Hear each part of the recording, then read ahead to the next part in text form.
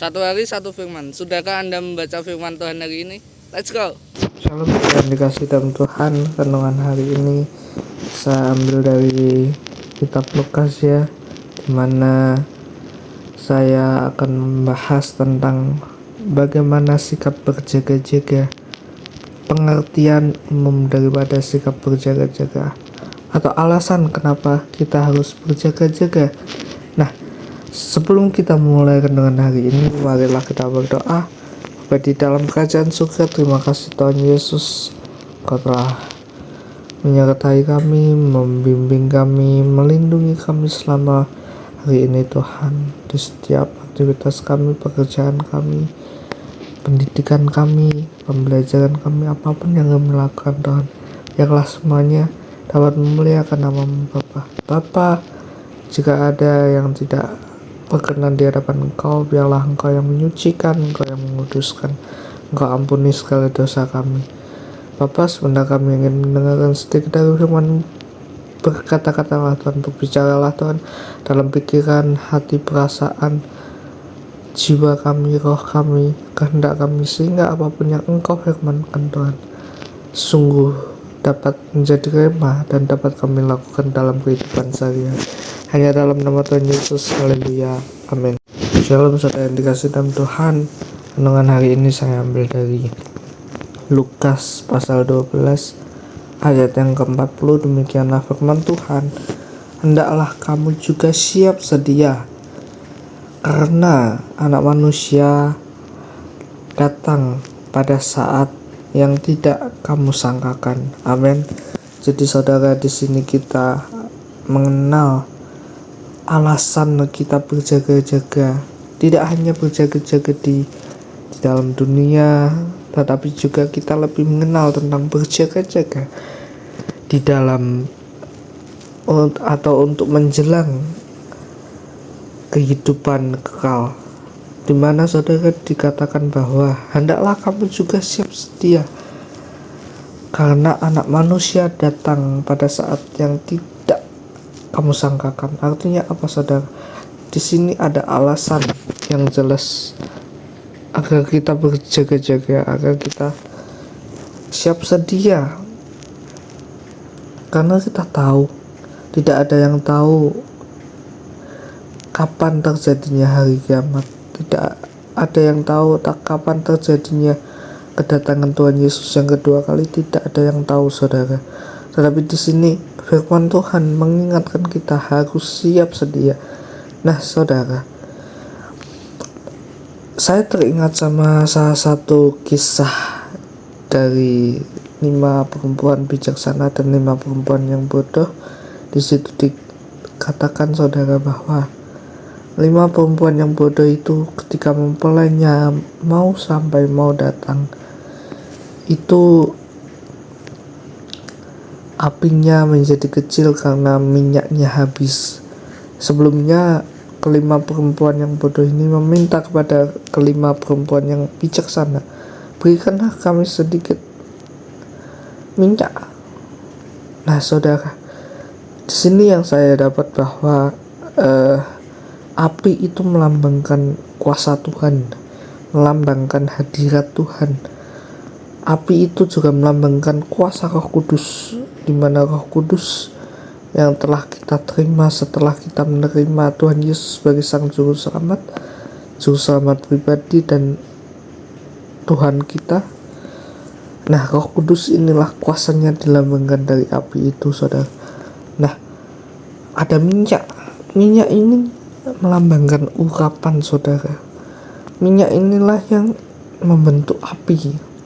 Jadi bisa disimpulkan berarti ada cara atau ada alasan atau ada bahan agar kuasa Roh Kudus itu tetap menyala dalam kehidupan kita, saudara.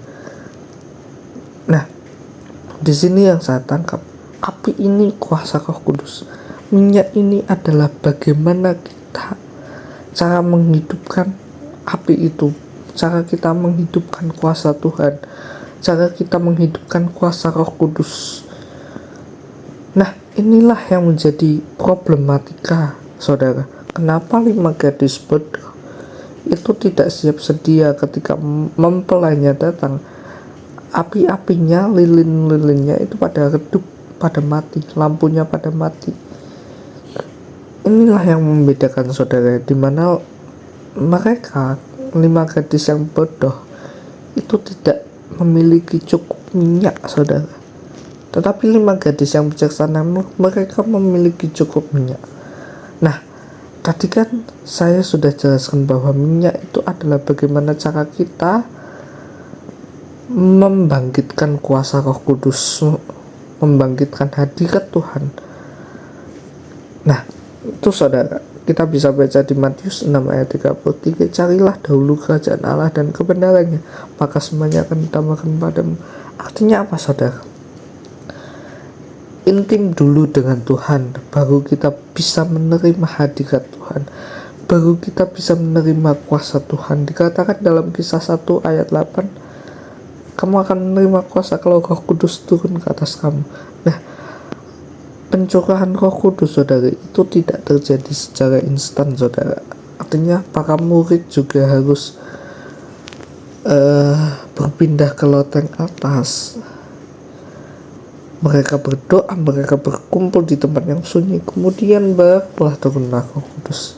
Nah, ini menggambarkan bahwa kalau kita ingin mengalami hadirat Tuhan, kalau kita ingin mengalami kuasa Roh Kudus terjadi dalam kehidupan kita harus perbanyak keintiman dengan Tuhan. Kita perbanyak berdoa, kita perbanyak baca Alkitab, kita perbanyak mengikuti persekutuan rohani saudara. Karena apa saudara? Minyak itu, cara kita intim dengan Tuhan, itulah yang menentukan seberapa besar kuasa Tuhan dalam kehidupan kita. Semakin kita intim dengan Tuhan, semakin kita dekat dengan Tuhan, menjadi sahabatnya Tuhan, menjadi anaknya Tuhan, prajuritnya Tuhan, maka semakin juga kita merasakan hadirat Tuhan, semakin juga kita merasakan kuasa Tuhan. Tetapi saudara, kalau kita sudah mendapat kuasa, kalau kita sudah mendapat karunia, tetapi kita tidak mengembangkannya, kita tidak intim dengan Tuhan, kita malas berdoa, kita malas membaca Alkitab, kita malas bergereja, ikut komsel, malas mendengarkan firman Tuhan, itu nanti akan mengaruh ke seberapa besar api yang kamu munculkan. Karena dengan kita intim dengan Tuhan, semakin juga apinya, semakin juga kita peka akan suara Tuhan, akan kuasa Tuhan. Semakin kita dekat dengan Tuhan, kita semakin memahami siapa pribadi Tuhan. Nah, makanya saudara, untuk mengalami api itu, untuk mengalami kuasa Tuhan, untuk mengalami hadirat Tuhan yang lebih lagi saudara, kita harus lebih banyak intim dengan Tuhan. Amin. Kita harus lebih banyak membagikan waktu kita untuk Tuhan. Amin. Marilah kita berdoa. Bapa di dalam kerajaan surga, terima kasih Tuhan Yesus, Engkau telah memberikan sedikit dari firman Tuhan. Bapa, terima kasih Engkau telah kembali mengingatkan kami untuk membagi waktu kami Tuhan dengan Engkau Tuhan. Terima kasih Tuhan Yesus, walaupun renungan hari ini Tuhan sedikit Tuhan, tapi kami percaya masih ada Roh Kudus. Roh Kuduslah yang membantu kami menginsafkan akan kebenaran, akan dosa, akan penghakiman. Biarlah Roh Kudus juga yang membantu kami memahami setiap isi hatimu, memahami setiap firman-firman-Mu Tuhan.